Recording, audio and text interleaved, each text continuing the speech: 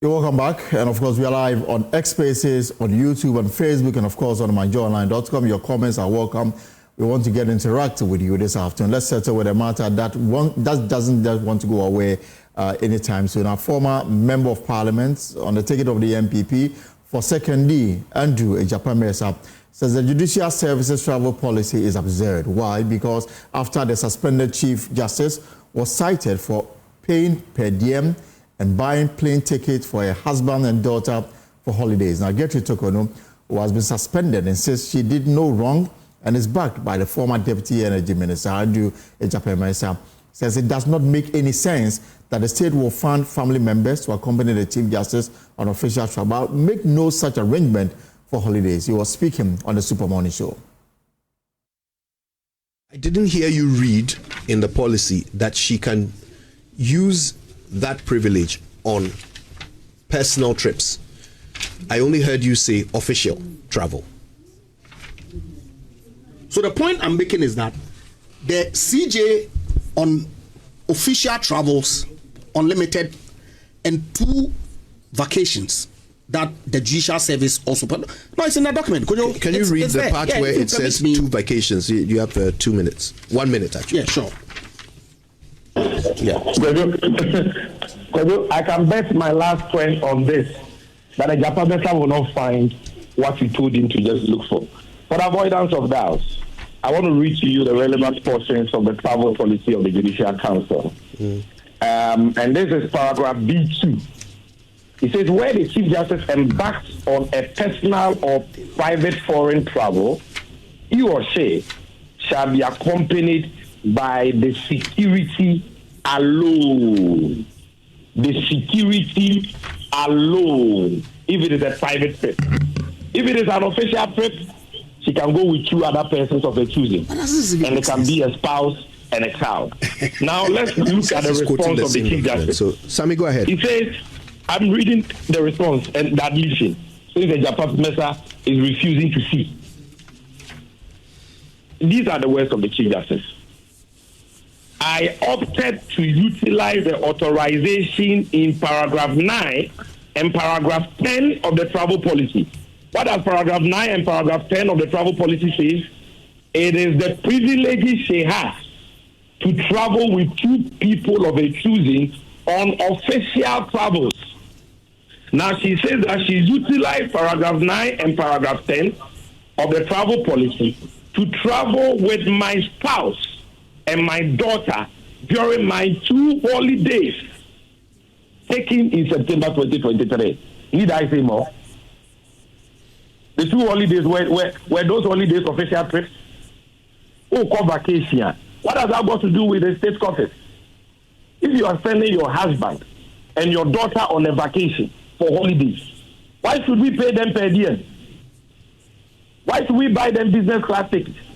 And you, Ejapamesa, you are defending this. Take your time and read the travel policy. Take your time. If you don't have a copy, I'm forwarding a copy to you now. Check your inbox and read it. It's 10 o'clock. Let's not defend the indefensible because of politics.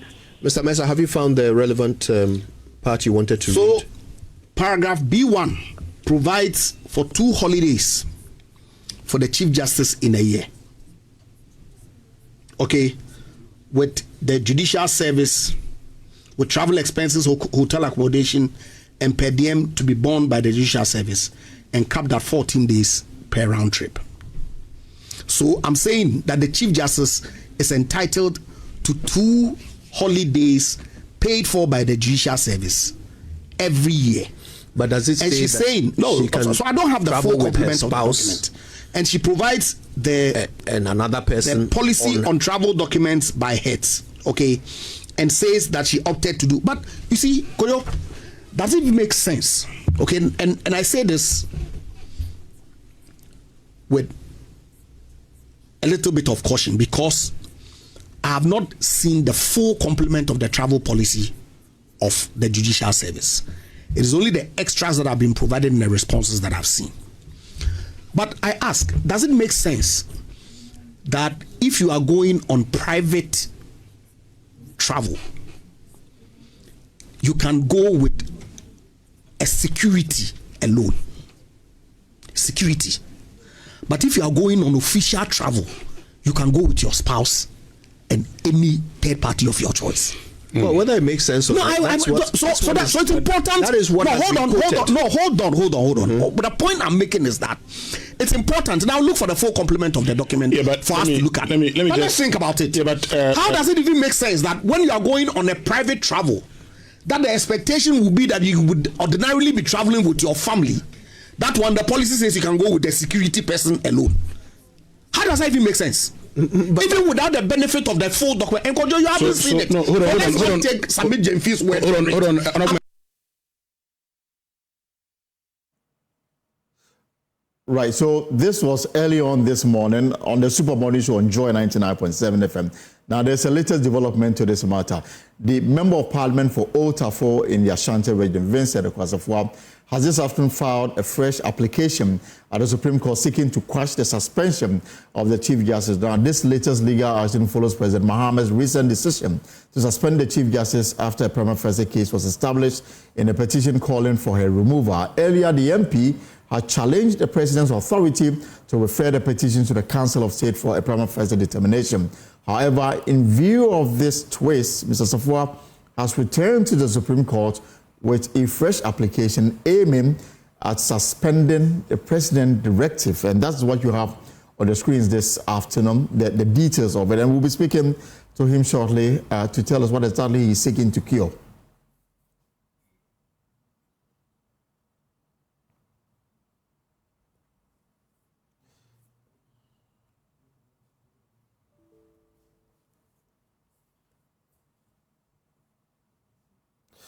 Right, so let's go on the phone lines and bring in the Member of Parliament for Old Tafo in the Ashanti. He's also a private legal practitioner.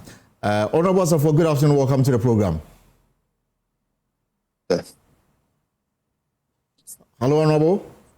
Yeah, good afternoon. Yes, good afternoon. And then I'm curious to know what exactly are you seeking to cure in this latest, suits regarding the Chief Justice? Well, first and foremost, let me indicate that there is a pending application at the Supreme Court that was preceded by a declaration of certain relief that I sought for from the Supreme Court. So if you remember, on the 27th of March, I caused my lawyers to file at the Supreme Court asking for certain declarations.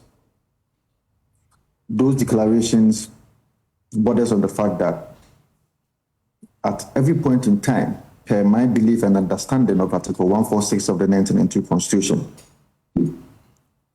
the Chief Justice, if there's a trigger by way of a petition against him or her to remove her from office, even before any consultation whatsoever will have to be done by His Excellency the President, the Chief Justice ought to have been given a copy of the petition for her response and comments before any consultation whatsoever will be done. Right. Let me indicate that the petition or the third petition against the Chief Justice got to the office of the President somewhere in February. It is interesting to note that 6 clear weeks after the President of the Republic receiving that petition said nothing about the petition or even attempted to inform the Chief Justice, the person whose integrity, or if you like, the person that the petition borders about. Right. It took my application at the Supreme Court for the President to now serve a copy to the Chief Justice. So my point is that because there is a pending application seeking for an interlocutory injunction on the process, which process in my declarations when I triggered Article 2 and 130 of the 1992 Constitution, it is my belief that the whole process is now void and of no effect. Even though the court has yet to pronounce on that. That is my belief, and that is what I seek the court to declare. Now, His Excellency the President caused his spokesperson to issue to the Ghanaian public that he has established a prima facie case against the Chief Justice, and for that matter, he has triggered Article 146, 9 or 10 or so, and suspended the Chief Justice. It is my respective and considered opinion that because there is a substantive case, one, that is pending before the Supreme Court, and there is also an application, which application was seeking to stay the hands of the president to continue with the processes until the substantive case is heard and determined. The president couldn't have gone ahead to suspend the Chief Justice. Okay. This is hinged on the case of Mufat, that as soon as there is an application or whatsoever that is seeking to injunct or stay execution of a sort, that application, according to the Mufat case, should be seen as an application in itself, or if you like, an injunction in itself. It beats my imagination why the President of the Republic will go ahead to form a prima facie against the Chief Justice and also suspend the Chief Justice when there's a pending application and a case that is supposed to be heard. People will argue to you, or some people may say, that of course the President finally submitted, or if you like, ferried the petition to the Chief Justice to seek for her comments and responses. And for that matter, the case that is before the Supreme Court should be deemed as moot. Please let me state again. Right.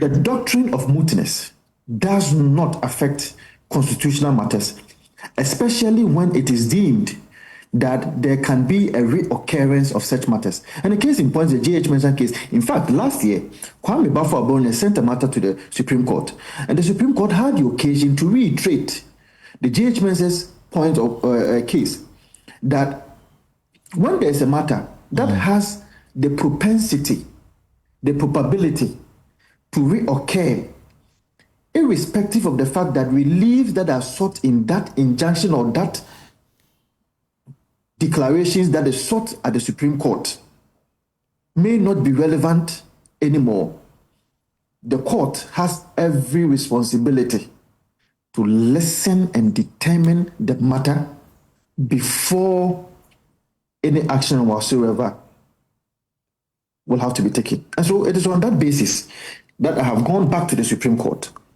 praying the Supreme Court to suspend the purported suspension of the Chief Justice of the Republic of Ghana. My brother, this seemed to be orchestrated. Before we get into that, let me just go through the orders that you are seeking the court to do. One, an order restraining any step or action from being purportedly taken as part of the processes for the removal of the Chief Justice under Article 146 or in any manner until the hearing and final determination of the instant action. 2, an order suspending the operation of the warrant for suspension of the Chief Justice purportedly issued by the President under Article 146(10) of the Constitution until the hearing and the final determination of the instant action, and any further order to this honorable court may seem to meet. The question on the minds of a lot of people is, and in all of these legal actions that are before the court, the President is only a conveyor belt as far as this particular matter is concerned. And the question people are asking, what wrong has the President done in exercising what the Constitution imposed on him? The President, even before these petitions, and more importantly, even before he won elections and after he won elections, by his actions and inactions, has been very clear that he has the support of his party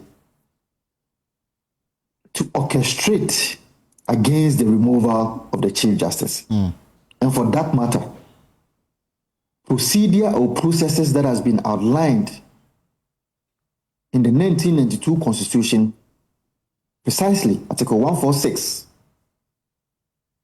is of no relevance to him. Why do I say so? His Excellency the President, even before 2024 December elections, and as part of my supplementary affidavit that I filed on Tuesday, I attached exhibits of same to indicate that indeed His Excellency the President is not coming to the table with an intention that he wants to do good to the Ghanaian people. He is not coming to the table with a mind and heart so clear to the Constitution of the Republic of Ghana, because he had cause to say on political platforms that when given the opportunity, he will change the Supreme Court bench. I thought the word he used was that he will initiate move to reset the judiciary. Absolutely. So he characterized the judiciary as a political judiciary. And that is the act that he is on now, is the path that he has taken now. We had cause to have the current chairman of the NDC, who is also a member of the Parliamentary Service Committee, to say that the Chief Justice and the Electoral Commission ought to resign themselves. And to him, if there's a removal of the Chief Justice and Electoral Commissioner, he will support it. This is something that I also attached to my supplementary affidavit last 2 days at the Supreme Court. But despite we've had Mustafa Gandhi, who is a deputy operations director at the presidency, also attacking the Chief Justice. And so my point is that the NDC and His Excellency John Dramani Mahama is not interested in due process. If you want to, and I submit, if you want to take off or remove a Chief Justice, because the judiciary is a bastion of our democracy, it is incumbent on us that whatever will be a cause to remove the Chief Justice should be deeply grave. But it should not be anything that, to me, can be frivolous, vexatious, things that are not deep enough, but because there is an anticipation or there is an orchestration that come what may, the Chief Justice must go. But honorable, anybody will go ahead with what is happening today. But Honorable Safwa, you are a lawyer and a member of Parliament as well. I mean, the political commentary we can accept that the government, the current administration may have issues with the structure of our judiciary and certain individuals appointed by the former president. They've been quite vocal on it. But in terms of the removal of the Chief Justice, the reason that somebody can petition for his or her removal is quite grounded in the Constitution, incompetent, stated, misconduct, and the rest. It is based on this that the president, based on the petition referred to the Council of the Now, we have been told out of the 31 membership, 30 ruled that the Chief Justice has a question to answer. And now we've also been told about the reason that appears to be what is before the 5-member committee that will go into this particular matter, including even the use of public funds for the procurement of air tickets and the payment of per diem to some family members and the likes. Clearly, all of this are what is before them. The political commentary doesn't come in at all. My brother, no one is going on the tangent of political commentary. The point I'm trying to make is that if a council of state that has been largely appointed by the current president, whose preoccupation, whose intent before elections and after elections, with the support of his party, has been to take off, or if you like, remove the Chief Justice. Why would I be surprised that the Council of State will support the president in forming a prima facie against the Chief Justice? Why would I? I will not be surprised. And so it is not a political commentary, but it is an orchestration that is clearly choreographed to remove the Chief Justice. And all well-meaning Ghanaians should be interested in this, because today it is Tokono. Tomorrow it will be someone else. Let it not be said that we want to live in a country, a democratic country for that matter, where every 4 years, or when there is a change of government, we will change the head of the judiciary. That cannot be our course. We have come a long way from 1992 till today. We cannot assault our democracy and our institutions of government this way. And so this latest action essentially is asking the court to suspend the suspension of the Chief Justice. Rightly so. All right. Well, thank you so much for your time this afternoon. Of course, we'll follow through on this one. That is the latest from on the Chief Justice matter.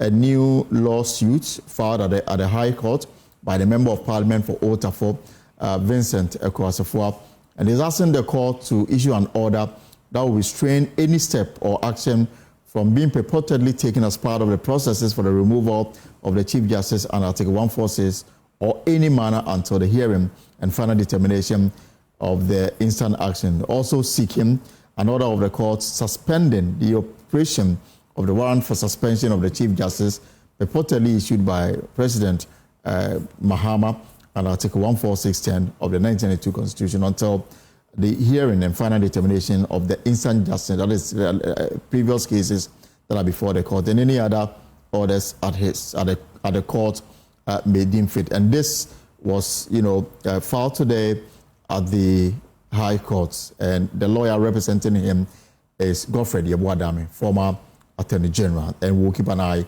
on this matter because we've not heard the last of this particular matter.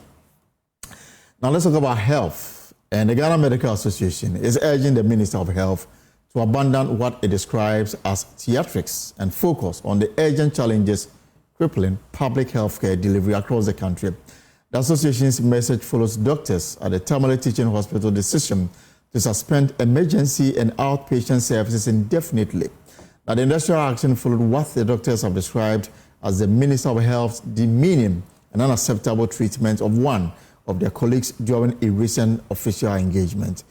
And we will bring in my colleague, Martina Bugri, who is our Northern Regional Correspondent. Already we are told that assessing healthcare is quite a challenge for a lot of people, especially those who were on notice for some kind of surgery. They've been turned away and it's creating some kind of issue in the hospital. The Health Committee in Parliament, as at midday, were locked up in a meeting with the doctors on one side and hoping to meet the entire hospital staff on another side to have this particular matter. Well, the Medical Association is backing the decision. Yesterday, I spoke to the General Secretary of the association, Dr. Richard Salome, who says what happened at the hospital was simply uncalled for. Physically condemned how the dismissal went, even though we acknowledge the fact that the minister has the power to hire and fire. Right. We just felt that we haven't seen any letter. We heard it in the media. They were reported that it was because of the negligence. He is now claiming that it was already in process, administrative issue to reset the hospital. Fine, that is so. But if he reads our statement, you will know that that was not it. Number two, he is trying to gaslight the association and pretentiously so by making statements that we were reacting in a certain way because we saw a video of them questioning a doctor. We are not claiming doctors are gods, but he should know better that inquest into death of any human being is not a public event. And that is why when mortality audits or clinical audits are organized, it is not even open for external sources. It has to be done first before it is then proceeded from the hospital to take certain actions or not, or escalated up depending on what. If you have any challenges, you can proceed to any of the regulatory bodies. No.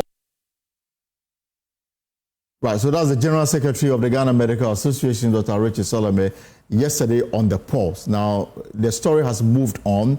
The minister, they demanded the minister apologize to them. That apology has not come. However, the hospital doctors, after an emergency meeting yesterday, decided that they will no longer undertake any emergency cases. They will deal with inpatient care. But if you are coming to the hospital for treatment of any kind, especially at the accident and emergency center, you will be denied that particular access. And so this is impacting on healthcare delivery at the only teaching hospital in the Northern Metropolis. Let me take you live to the Northern Regional Capital now, Tamale, for the very latest on this particular matter. And my colleague, Martina Bugri, joins me. So, Martina, yes, at midday when we spoke to you, you indicated the Health Committee of Parliament were in a meeting with the doctors and, of course, hoping to also have an engagement with the hospital staff. Is that meeting over, and what decision have they come to? So the two meetings are over. But what they have done is right after the meeting, they joined the larger group of health workers at the conference room where they are currently having a discussion on some of the issues that have hindered the smooth running of the facility. I must say that it's a bare and frank discussion as they bring out issues after issues of water, mammogram machines, scanners, basic things that they need, doctors need to be able to use to save lives they do not have. For instance, the radiologist said that before they can have somebody go through, someone has to go through to Kumasi to be able to have a mammogram machine attended to the person. And this is hindering healthcare in the area. People are dying not because they are not capable, but because the necessary things they need to use to work.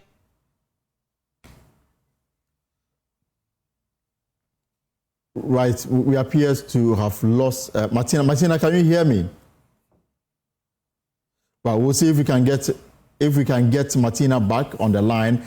But the membership of the committee, the health committee, they are still in this dialogue, if you like, or debate with the hospital staff. And of course, we'll be speaking to the ranking member on that particular committee as you also bring some perspective to this particular matter. But we'll also hear from the health minister, who this afternoon spoke at an event at the health ministry where he said his interaction with the doctors should not be misconstrued to be disrespecting the work that they do.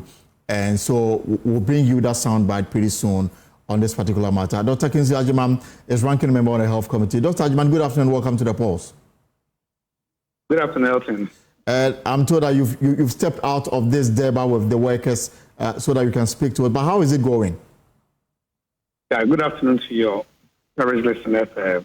Just a point of correction, I'm not the ranking member.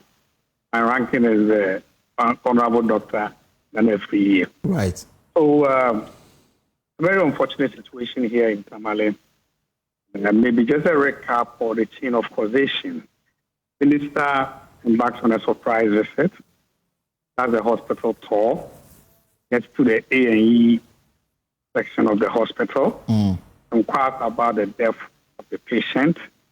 Then there's a heated confrontational attitude. There's a fight, kind of, between health workers of the department and the minister. Subsequently, after that, tomorrow early morning, the minority issues a statement and a request for some relief, the reinstatement of the CEO of the Tamale Teaching Hospital. Immediately, we also requested that an apology be sent to the head of the department. And I think the third one was had to do with I've forgotten who. Immediately thereafter, the Doctors Association issues a statement to put out in the media of the incident and requested the media to refrain from certain attacks that were being directed to them. Right. Thereafter, so as yesterday, the GMA also issues a statement to condemn the incident and somehow affirm they will kind of relieve that the minority side of Parliament requested for. Yesterday evening, the Doctors Association holds a press conference or releases a press statement to the effect that they are also supporting what the minority said, are requesting for an apology from the health minister. Other than that, they were going to go on strike. Right. Go on strike. This morning, the strike has happened. But Elton, all said and done, we are discussing very openly. We are appealing to the doctors. All that we are still requesting is that when two elephants fight, it is the grass that suffers. The Tamale Teaching Hospital is the only teaching hospital that serves the 5 northern regions. Elton, what is more dangerous is that if you look at the statistics of the cost of all the 5 northern regions, RTA is among the top 1%. When I say RTA, I mean road traffic accidents. Right. It's among the top 1%. All emergency services have been withdrawn. The OPDs are empty. We appeal to the minister, whatever his intention was, that made him travel from Accra to Tamale. He should see by now that intention has turned out to be something else. He intended to inquire about what happened to the loss of a life. But from where we are going, if we are not very much minded, several lives are going to be lost. The minister should do what the Doctors Association has requested. It's not beyond an apology. This is public service for all of us. Respectfully, we are talking about lives. We are talking about lives. So, Dr. Ajiman, this afternoon around midday, the minister held a program at the Ministry of Health where he presented some equipment to be sent to the Tamale Teaching Hospital. Now, among the demands that the doctors are asking him is a formal apology. He did not apologize. In fact, he fell short of apologizing to them. And then appealed to them to call off the strike so that they can sit around a table and discuss the way forward, and said that under no circumstances will he disrespect doctors. In fact, that is not in his nature.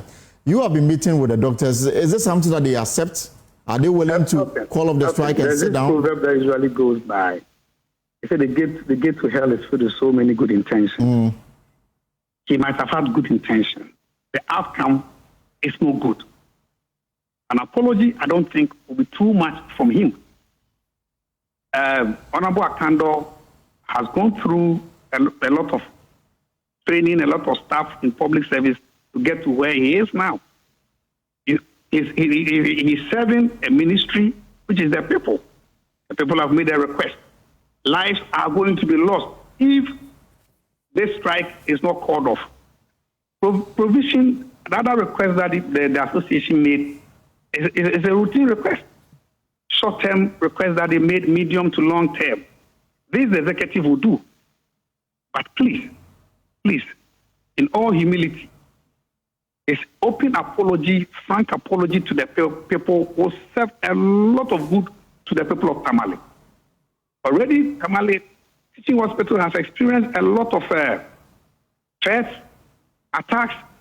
That is usually meted out to the staff.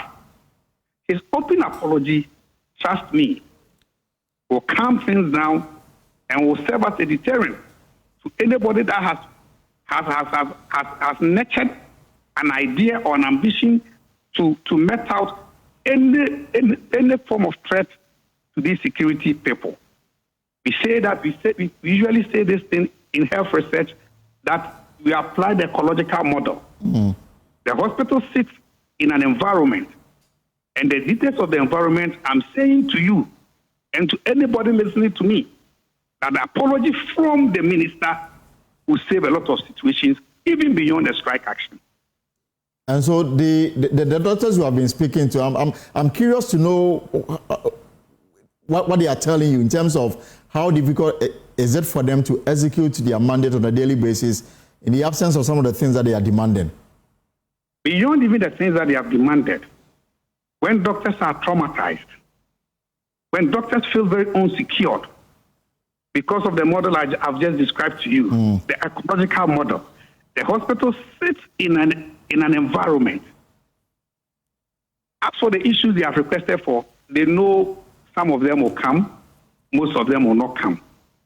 And for them to have their peace of mind, to be able to practice their profession as they have been trained for, an apology will serve a lot of purposes beyond the strike action.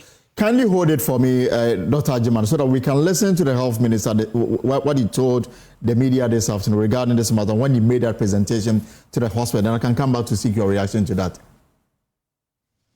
I sincerely thank everybody for the prompt response within the shortest notice.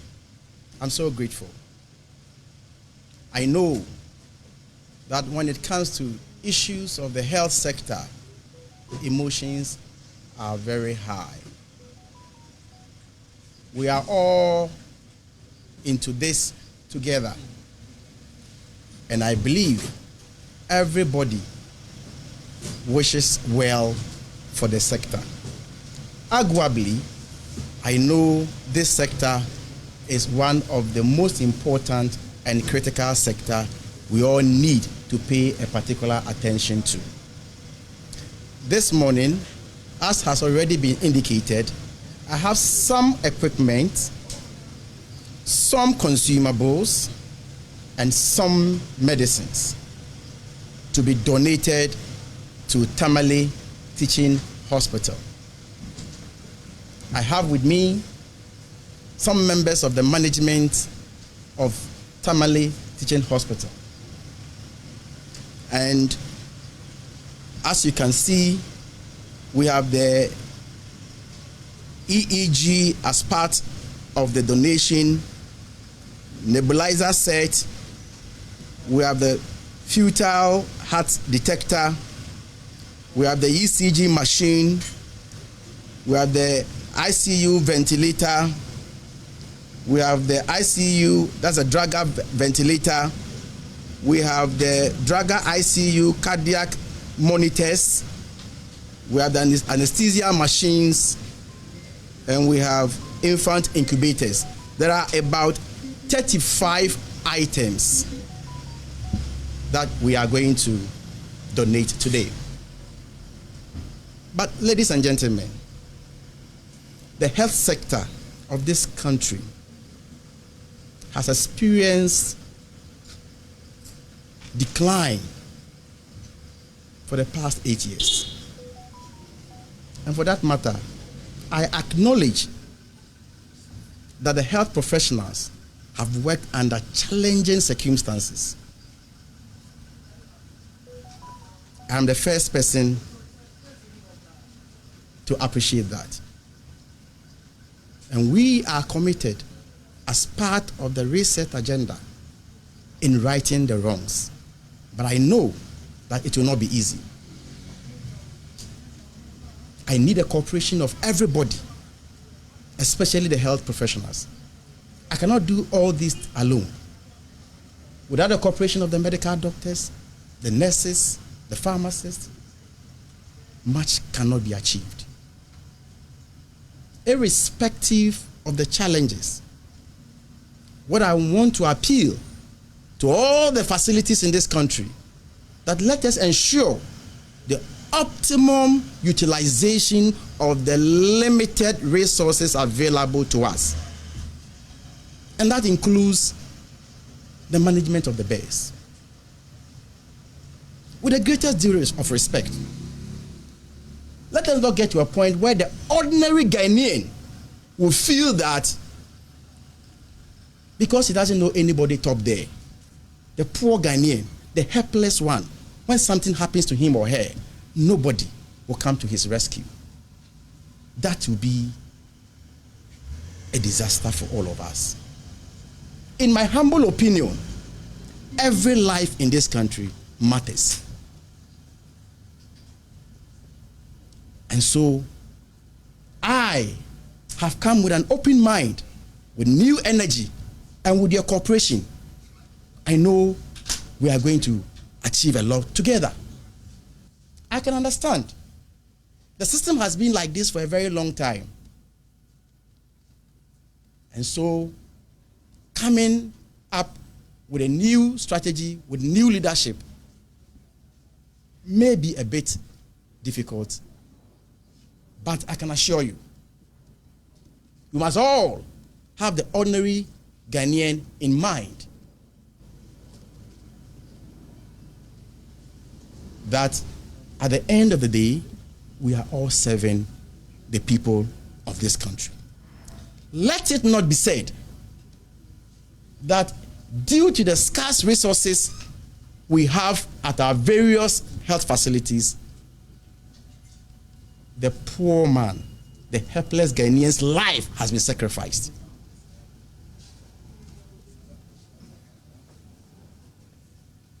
My doors are widely opened. I'm not a perfect human being, but I listen. And I'm prepared to work with everybody in the sector. I said, let's all come together and work together for the betterment of the health sector. It can happen to everybody. It happened to me when I had an accident. The first place I was rushed to was Nyahini District Hospital. I never imagined that I would one day be at Nyahini District Hospital, but I was there. And so today, sitting at where I sit,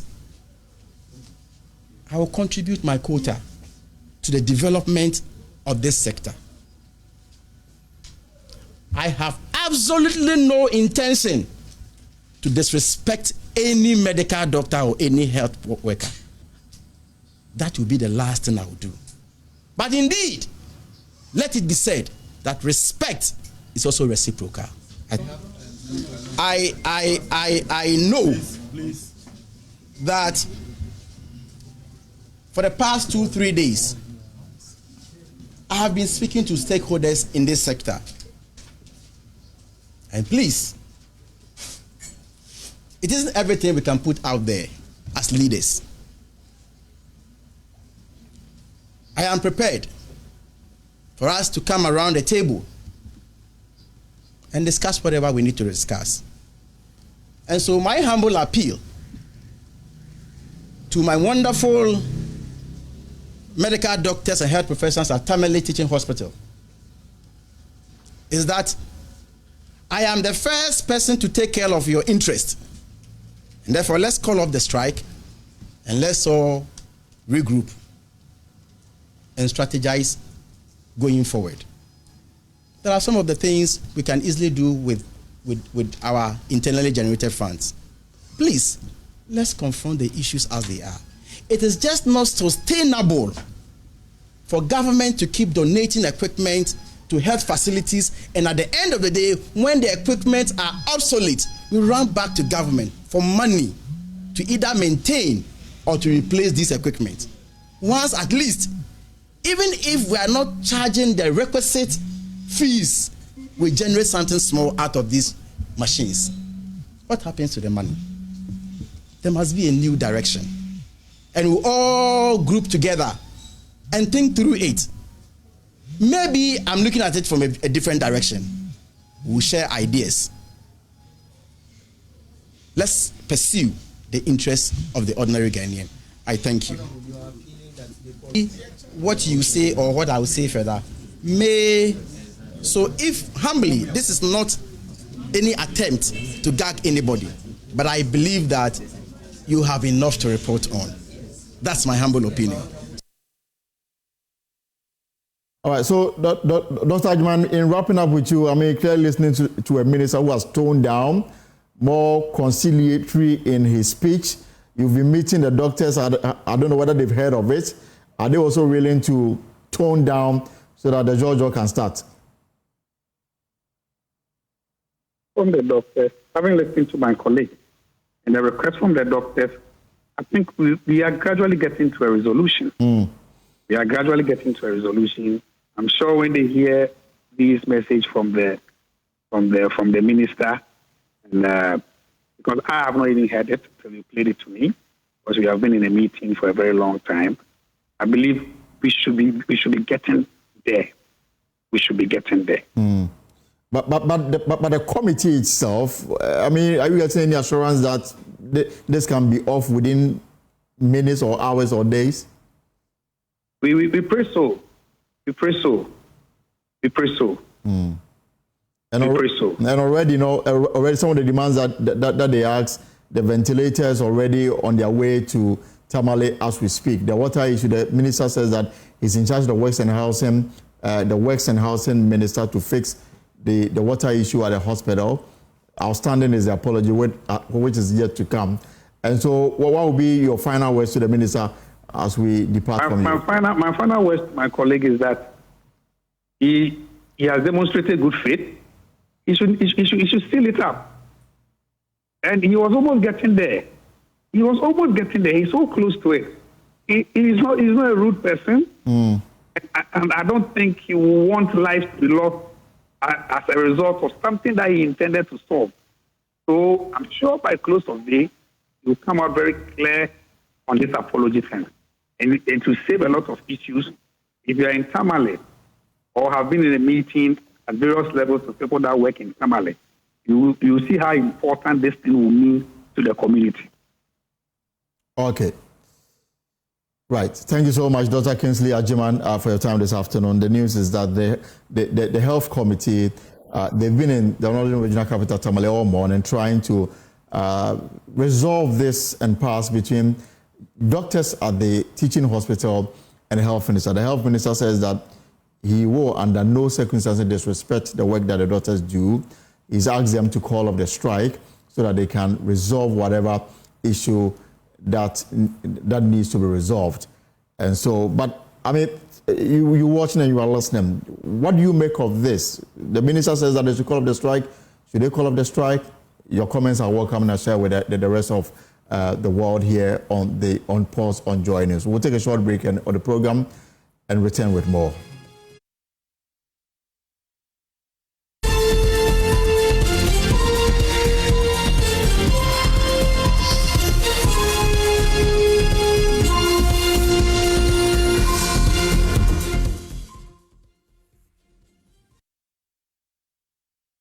Right, welcome back. This is the Pulse on a Thursday afternoon. Our President Mahama is officially launching the free sanitary program today, signaling the start of a nationwide distribution of free sanitary pads to over 2 million girls in public, basic, and secondary school. I can take you live to the event now where President Mahama is speaking.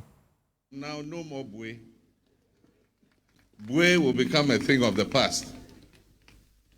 But let me go down memory lane. But first, let me acknowledge His Royal Majesty, King Takite Kochuru II, the Government Chair and President of the Ghana Traditional Council. Let me acknowledge our Ministers of State who are present, our Members of Parliament, the Director General of the Ghana Education Service, the Director General of Ghana Technical and Vocational Education and Training Service, all senior government officials, our development partners, our senior security officers, our civic society organization partners, officials from the Ministry of Education and the Ministry of Gender, Children and Social Protection, our head teachers, and teaching and non-teaching staff of beneficiary schools, my dear students, my dear children, ladies and gentlemen. I'd like to go down memory lane. In 2014, when I was president of Ghana, during, let me say, what we call my first coming, my vice president was Nana Jane Opoku-Agyemang. My education minister was Jane Nana Opoku-Agyemang, who currently is my vice president. And as education minister, she led the negotiation of an agreement with the World Bank, which was called the Secondary Education Improvement Program, the SAPE. Now, under the SAPE, it had different components. But I remember one of the major components was scholarships for brilliant but needy girls, support for girls in maths, education, and technology. But a component of the loan was meant for a pilot program in supplying girls in school with sanitary products. It was then, for the first time, I got acquainted with the challenges that our girl child faces in school during their usual menstrual cycle.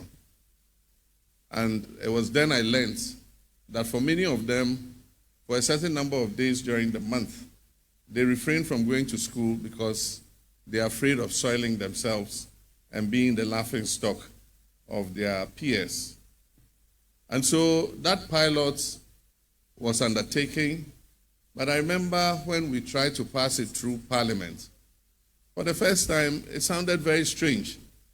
And for those who were in Parliament at the time, they'll remember our opposition bench called it the pad loan, if you remember. And a lot of mockery was made that a government will go to take a loan to supply sanitary pads for girls, because at the time, this challenge was not very well understood, even by members of Parliament. Today, I'm happy that everybody accepts that this is the right thing to do, because it is a natural process of creation. The menstrual cycle our daughters go through every month is just their identity as women. And God created them to go through that so that they can exercise their reproductive function of the human race, so that we can reproduce ourselves. And that is why every month they have to go through that inconvenience. And the least we can do is to support them and assist them with what they need to be able to go through it with dignity and with hygiene. And so I'm happy that today we've reached this point. Everybody accepts that we should invest national resources in order that our girl children can have confidence to be able to go to school without fearing that they will become the laughingstock of their friends. And so, like I said, mothers, you don't need to give your children buoy anymore. We will supply them with the proper sanitary products to be able to go to school.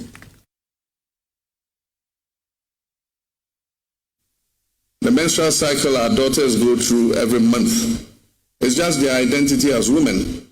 And God created them to go through that so that they can exercise their reproductive function of the human race, so that we can reproduce ourselves.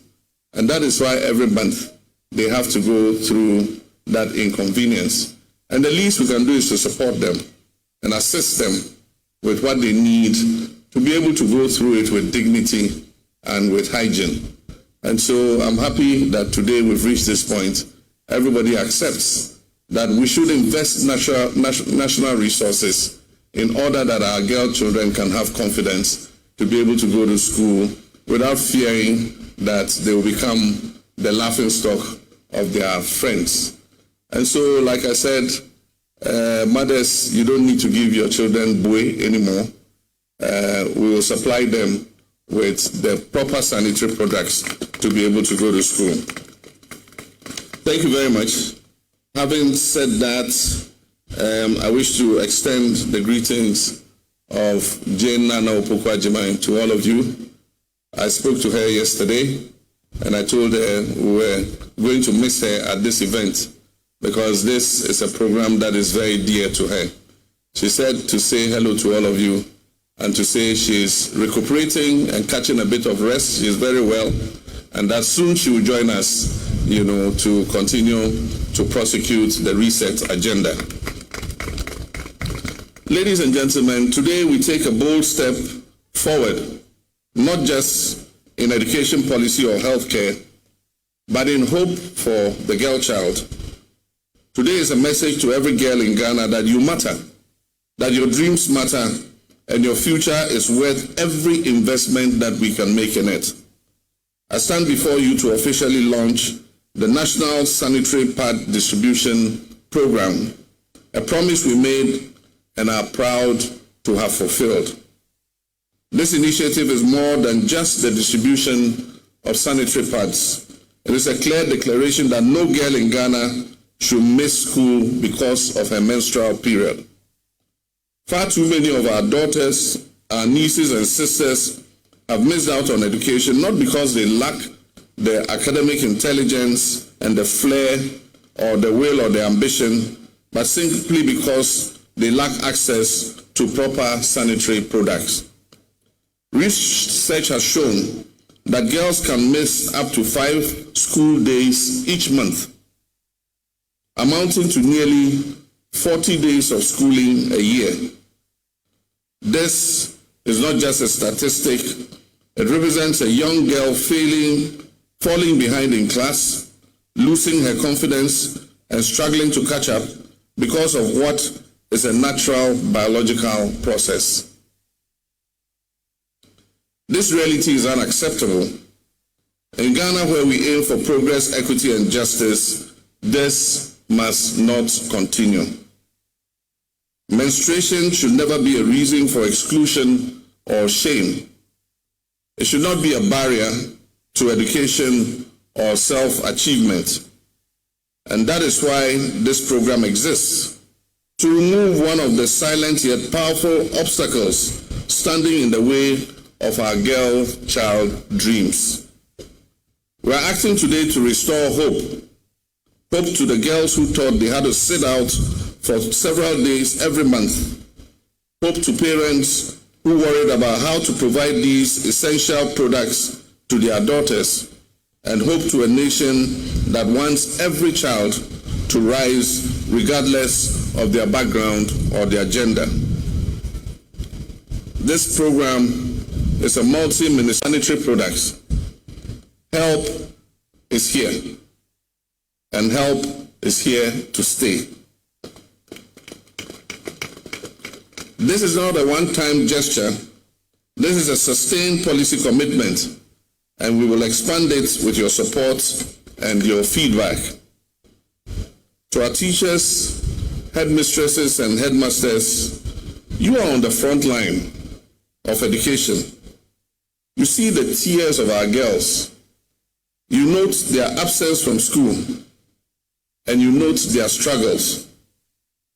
Now you will see a transformation in our girls. They will show up to school with confidence. They will come to class with dignity, and they'll be able to focus on the lessons that you teach.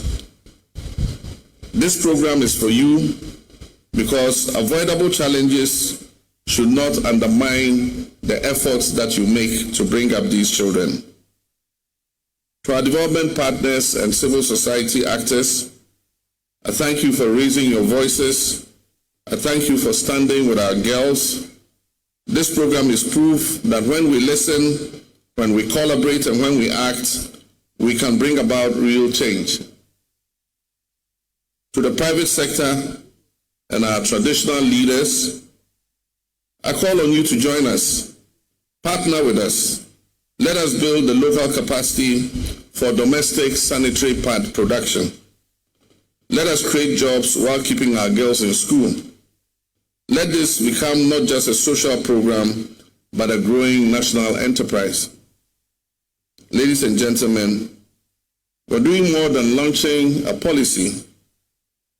We're nurturing a movement that protects the future of our girls, a movement that celebrates their resilience, a movement that finally tells them in action and not just in words that our girls, you belong in the classroom, you belong in the science laboratories, you belong on the sports field, you belong in leadership, and you belong in Ghana's future that we are building together. So let us walk forward not with pity but with purpose. Let us walk forward not with... For Abdulkuma Central, by His Excellency the President. Thank you very much for giving His Excellency the needed support for this project. And now, distinguished ladies and gentlemen, just gone by was a commissioning address by a man who is serving us as President of the Republic and Commander-in-Chief of the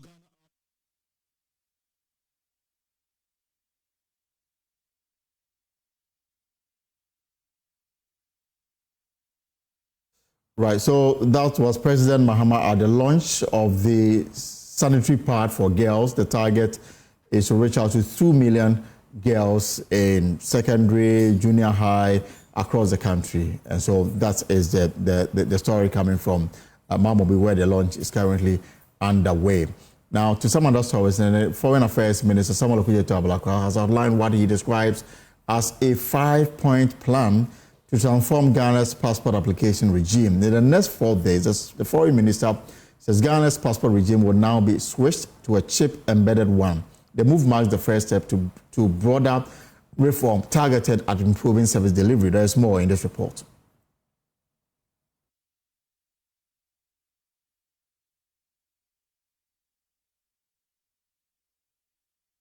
As part of moves to improve service delivery for passport applicants while safeguarding the integrity of Ghana's travel document, Foreign Affairs Minister Samuel Okudzeto Ablakwa says his outfit is ready to roll out a chip-embedded passport regime. This modernization effort is designed to enhance broader security, reduce identity fraud, and streamline international travel for Ghanaians. As we roll out our cutting-edge chip-embedded passport, we seize this opportunity to categorically state that the era of middlemen and unofficial agents operating within our passport offices is unequivocally over. We strongly advise all citizens to directly interact with our official channels and adhere to established procedures when applying for or renewing their passports. The modernization plan comes amidst growing concerns about the activities of middlemen and other challenges that have crippled attempts at making passport service delivery seamless in Ghana. But the minister says that will no longer be the case. Ladies and gentlemen, for the avoidance of doubt, our resetting Ghana passport reforms can be itemized as follows. And I'm doing the summary for the media. There are 5 reforms that we are rolling out on the 28th of April, 2025, which is Monday, the Monday ahead of us. And these are the 5 reforms. 1, we are switching from biometric to chip-embedded passports. 2, we are introducing 24-hour passport operations in line with President Mahama's 24-hour economy policy. 3, we are introducing passport delivery services through courier to enhance convenience. 4, we are introducing e-tracking services for citizens to effectively monitor the entire passport application and delivery process. And 5, we are reducing passport application fees by 30%. That is from 500 Ghana cedis to 350 Ghana cedis by amending the Fees and Charges Act as soon as Parliament resumes from recess. The 5-point plan on reforming Ghana's passport regime is expected to take off on April 28 as stakeholders remain hopeful that will bring about the necessary change in Ghana's passport application system. Les Ogan's report for Joy News, Accra. So the chiefs and people of Abetifi in the Ikwawu East district, they've appealed to government to resume construction works on Abetifi District Hospital, which has suffered 9 years of abandonment. Now, Abetifi Hene Achamfo Asiedu Ajiman is optimistic the project will be completed by the current administration, but says its people are frustrated after enduring years of neglect by the previous government. In a special feature, our human interview of our help desk was being on the stored hospital project reports. The people of Abetifi who release prime land for the project are disappointed at the delay. The John Dramani Mahama-led administration in 2015 began the construction of 10 key district hospitals across the country with funding support from the UK government. They included Dodowa in the Greater Accra region, Formina and Kumawu in the Ashanti region, Garu Timpali in the Upper East region, and the Abitifi District Hospital in the Eastern region. All 5 projects, designed, constructed and equipped by NMS Infrastructure Limited, have been completed and operationalized, but the Abitifi District Hospital, which can be expanded to 200 beds, has suffered 8 years of neglect. When completed, the facility will be the first ever government-initiated and completed health facility in the Kwahu and Afram Plains areas of the Eastern region, since all major health facilities are all CHARC affiliated. They are the Kalik Hospital at Ngoko, Kwahu Hospital built by the Seventh-day Adventist Church at Etibie, and the Presby Hospital at Donkokrum. Situated on 40 acres of land, the Abitifi facility is not only a pale shadow of itself, as it has been left in ruins at the mercy of the weather. While walls have tripled and fallen over each other, portions of the staff bungalows have had their roofs ripped off. The level of deterioration you see around here represents several years of neglect, at least 9 years of abandonment by government. Abitifi Echamfo Asiedu Ajaman used the just-ended Kwahu Business Forum to appeal to President Mahama to revisit the hospital project. Now, SOBC hospital be at the Amayan, Ewo Abitifi. Madama, we do baby, but then I'm self of Yantuata and we got Bamono. This is Abri, baby, our year, Udija Hono. In a series of street protests, residents have been up in arms against traditional authorities for giving out prime farmlands for the project at the expense of people's livelihoods. I felt so bad because if you are a leader and the people you are leading feel bad about something and accuse you of making a wrong move, it puts you in a bad shape, very bad situation. It was quite a chunk of land, and the two of us just couldn't have gone there to sell the land, even without the knowledge of our superior chief. So I felt so bad. Later, I think everything died down. And how the work was going on, I mean, we all felt good that now, apart from aside all our accusations, something good is coming. And so when it came to a standstill again, we felt so bad.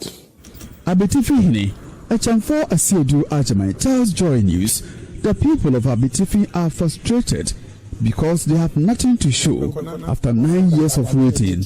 About 9 years ago, the government conceived an idea of building a district hospital from the people of Kwahu, precisely Kwahu East District Hospital. The idea was mooted by the then President John Dramani Mahama. At the end of 2016, after election, the government in power lost the election and a new government was formed. We were thinking after the formation of the new government, or when the new government came into place, he may continue with the project of building the Kwahu East District Hospital. In the first budget of President Akufo-Addo, he mentioned it and has made reference to it that the project will continue. I think after 1 year, there was nothing in the budget that showed that he had any idea of continuing with the project. The situation we see now there after 9 years have made us regret for giving out the land. Not because we've given the land out and have regretted later, but the situation in which the facility stands now is what has made us regret for what actually has happened. But despite the setbacks, the chief is optimistic President Mahama will continue the project. We still have every confidence that the government will come and put up the structure for us. I feel confident in the first place because he started it. There were only 6 or 7 of them. And out of so many districts in Ghana, he chose Kwaru East District to put up that structure for us. So we believe that he had the will to put up that structure. When completed, the Abetifi District Hospital will provide a therapeutic environment to support quick and easy patient recovery. From Abetifi in the Eastern Region for Joy News, Ohimenturia reporting. And in others, the National Disaster Management Organization has indicated that the devastation caused by tidal waves along the eastern coast is getting more terrible. Now, it indicates that the sea continues to eat into communities such as Sogakope, Agaveji, and Amutino, among others, deepening the woes of residents. The Volta Regional NADMO Coordinator Pascal Agbagba announced this when the Kingdom of God Foundation donated some relief items to victims.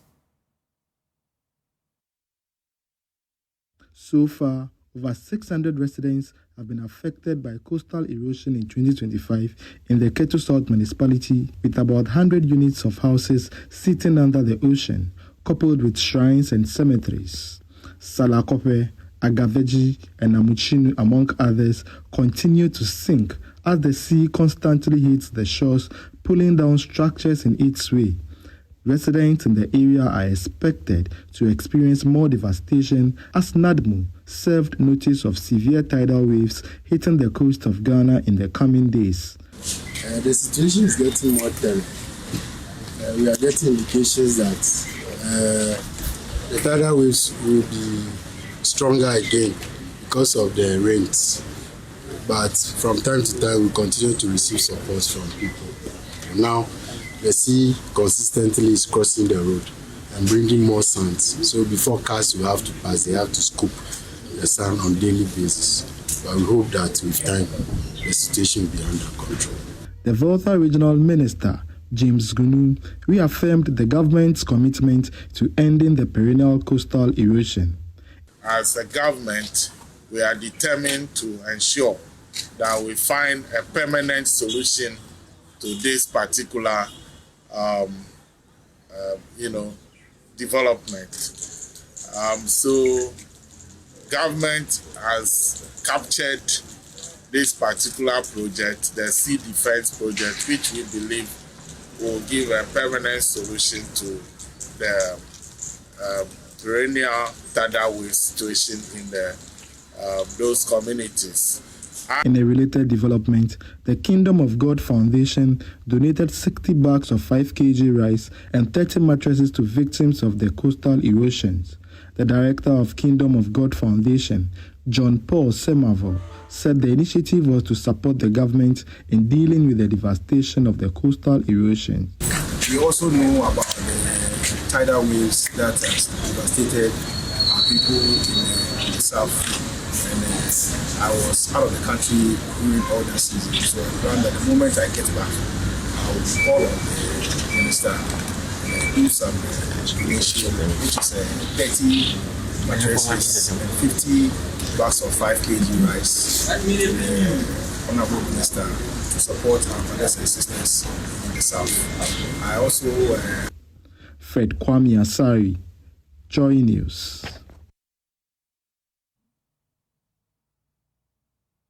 Well, Unicorn Chemists Limited wins 2 prestigious awards at the Pharma Excellence Awards 2025 that was held at the Mervyn Peak Ambassador Hotel in Accra. The award recognized their excellence in community pharmacy and retail pharmacy of the year. CEO Mrs. Patience Chega expressed her gratitude to the Pharmaceutical Society of Ghana and commended her team for their hard work, attributing the win to dedication and favor. We can listen to more of this.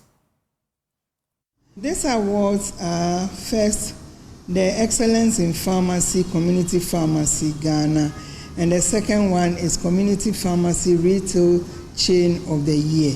These awards were won by Unicom Chemists from the Pharmaceutical Society of Ghana. Unicom Chemists has been in existence in Ghana now for over 30 years, within which we've been able to have, from one single shop, we now have over 30 shops. These 30 pharmacies are made up of retails and wholesales. And I would say we've been able to achieve this mainly because of the hands of God, and then also the kind of staff we have and the management of Unicom Chemists. I would say Unicom Chemists, our goal is to provide quality health care, and that is not going to change. It is rather going to improve. We provide quality, affordable health care to the nation. We aim at looking at West Africa and going beyond Africa to help the society in prevention of curable diseases and maintain good health in our societies.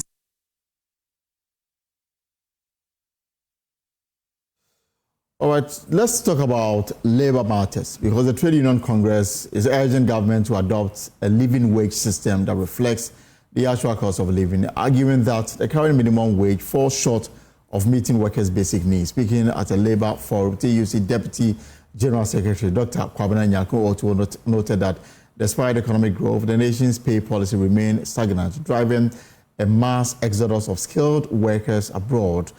He called for urgent government action to restructure the pay system, stressing that their compensation is key to boosting productivity. Meaning that whoever earns anything below that figure is assumed to be poor. Now, if you compare that with our minimum wage, which is currently at $1.28, it means that we are paying people, but the statistics also say that those receiving that pay are poor. Yeah, that is the point we just made.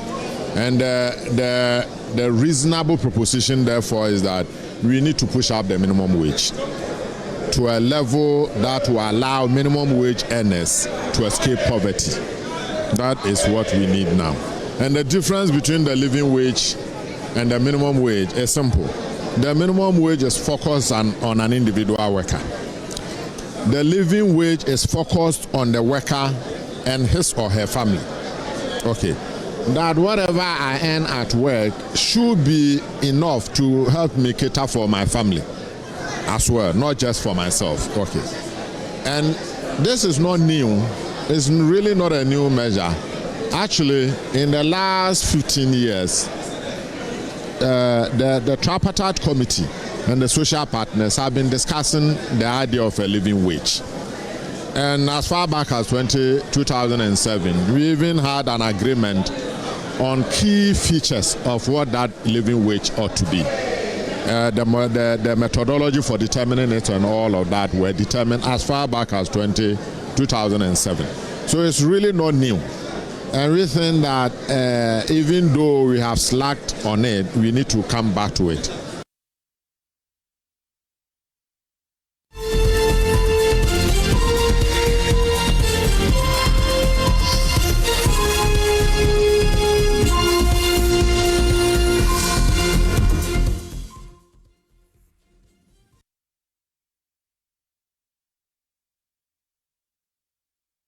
Right, you're welcome. But let me take you back to the Northern Regional Capital, Tamale. There are earlier story about the doctors there saying that they will no longer undertake emergency care and others until their grievances are resolved by the Health Ministry. There's a development on this matter. Let me bring in Martina Bugri, our Northern Regional correspondent. So, Martina, what is the latest on this matter? Are the doctors ready to call off the strike? They are not ready to call off the strike yet. The meeting was held earlier. We spoke to the management, the caretaker CEO, and he says that they met with them this afternoon, and they wanted to find out more because officially they have not written to management on their decision yet.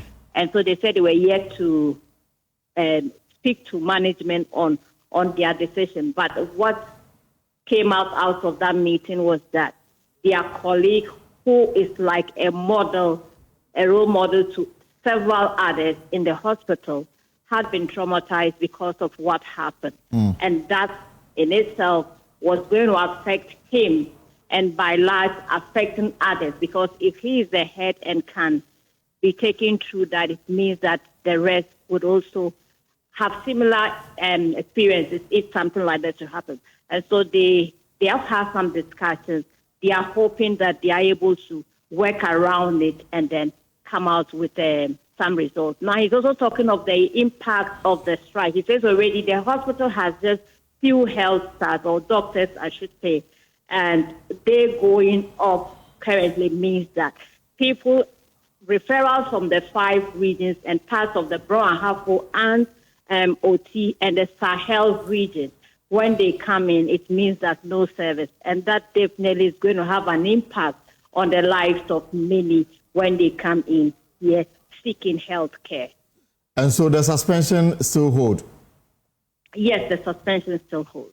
And you've also been engaging some who came to hoping to receive medical care and they've been turned away and they are not happy with what is happening. Yes, so a lady we spoke to said that she had come with a patient whose body was also swollen up and in pain, but they were told that there were no doctors available. When she was pleading that the doctors should at least, for the human face, come back to work and attend to people like them. She was saying that she didn't know where else to visit to have her issue addressed. And so she's hung around for a while and had to go back home. Okay. And then I don't know whether the doctors are aware of the comments by the health minister this afternoon saying that they should call off so that they can sit around the table and discuss the way forward. We haven't had any information to that effect because the doctors at the TTH currently would direct every communication to their national body to speak on their behalf. All right, Martina, thank you so much. But if we have the visuals, we can bring in the acting chief executive of the hospital after that engagement with staff and other interest groups in the hospital. We met the leadership of the Doctors Association of the Tamale Teaching Hospital, and they narrated to us the circumstances that led to, because as management we saw their news, we saw their press statement in the media space, and we were yet to give an official call. And so it was this morning that we met them. And then they told us they were yet to give us the copy. And they explained that the officer that was involved in the exchanges was traumatized. And mind you, this is a leader who trains house officers, who trains residents. So he's like a model, the medical fraternity. He's also the head of the Accident Emergency Sub BMC.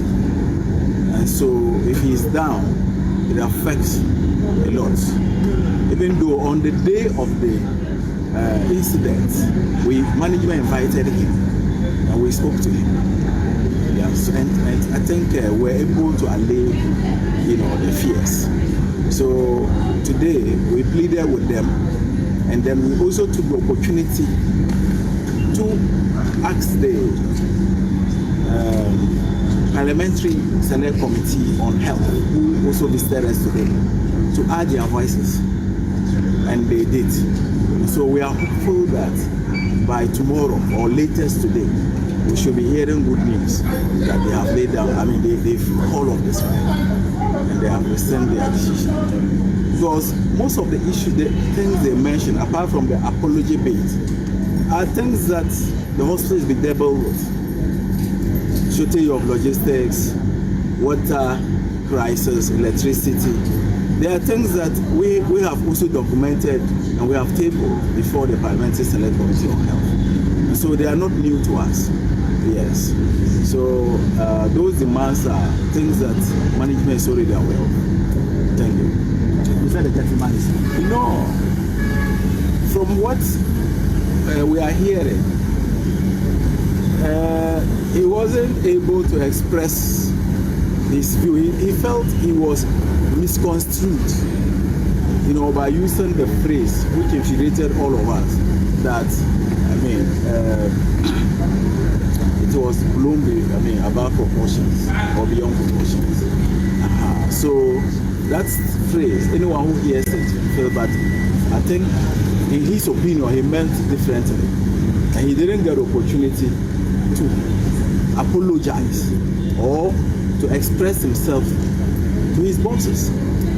Management was there, the Director of Medical Affairs, the CEO, and the Minister, and then also a Member of Parliament. These are very important people of the community, and so you wouldn't like to have issues with people like that, your employers, and so that, a little traumatizing. Is it true that he was threatened by the community?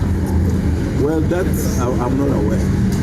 I don't have information about whether he was threatened or not. I know he's, all over media space. So the family, everybody. So this is enough to traumatize society. Thanks. So that's the caretaker CEO of the Tamale Teaching Hospital. The news this afternoon is that the doctors are considering the plea to, go back to attend to patients receiving medical care at the hospital, especially emergency cases, and then also those who are coming in with new cases. And the assurances are in the days to come, maybe tomorrow, they may call off the suspension that they've imposed on the hospital because of what they describe as the demeaning manner in which the consultant at the emergency and nursing unit was taken through by the health minister and of course the member of parliament for Tamale North, Al-Hassan. So we'll keep an eye on this story.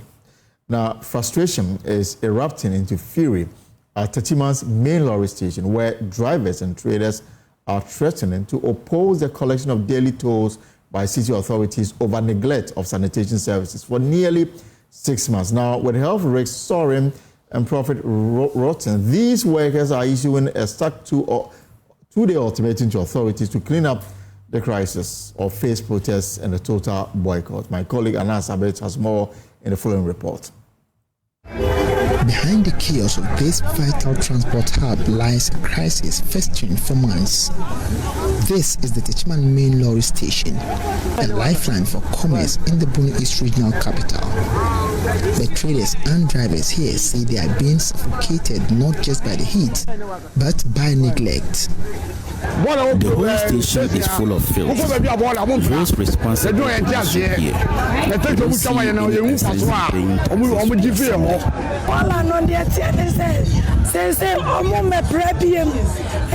Now they did not come here to sweep again. We always contribute monies and then pay people to sweep here for us. It is worrying. For nearly 6 months, sanitation services here have grounded to a halt. No waste collection, and yet daily tolls are being collected by city authorities. Money is meant to fund the very services these workers say they are being denied. They have not swept here for 5 months now. We sweep here ourselves, yet we pay taxes to the assembly. This gentleman here is a driver and has taken it upon himself to sweep almost daily to ensure that the station he referred to as his office is kept tidy. As a driver, you can't come and sit in the field, although it is the assembly's responsibility to sweep, but until they do it, I will continue to sweep. The situation, according to these traders, exposes them to several health risks: cholera, malaria, and many more. Against loss of problems such as sicknesses, cholera, malaria, and it causes sicknesses. Passengers' persistent complaint about the filth here worry us. How do you bet him the Brabra Sansa Bola one say I can say such as houseflies. These houseflies causes many diseases. We are pleading with authorities to come to our aid. The anger here is palpable.